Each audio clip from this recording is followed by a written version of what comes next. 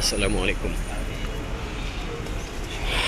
আলহামদুলিল্লাহ, আল্লাহ পাকের অশেষ মেহরবানি যে আজকে শ্রীলঙ্কার এত বড় একটা মসজিদে আল্লাহ পাক আমাদের শুক্রবারের দিন নামাজ আদায় করার তৌফিক দান করলো। আল্লাহর কাছে হাজার শুকরিয়া। আমরা এই মুহূর্তে শ্রীলঙ্কার বড় একটি মসজিদে নামাজ আদায় করে বের হচ্ছি।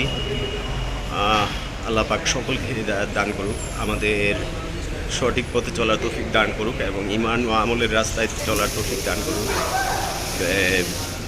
সারা বিশ্বের মুসলিম উম্মার জন্য দোয়া রইল।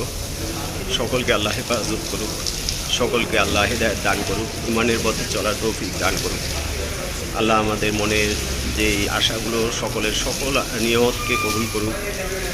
আল্লাহ আমাদের প্রতি সকল সময় সহায়ক। আল্লাহ সকল অসুস্থ বান্দা ও বান্দীদের প্রতি সুস্থতা দান করুক, তাদের শেফা দান করুক।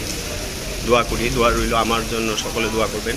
আমি এবং আমার সাথে দুইজন আমার ফ্রেন্ড আছে, ওরাও আসছে, ওরাও এখানে নামাজ আদায় করছে। নামাজ আদায় করে আমরা বের হয়েছি, একজন মুসল্লির সাথে কথা বলতেছি।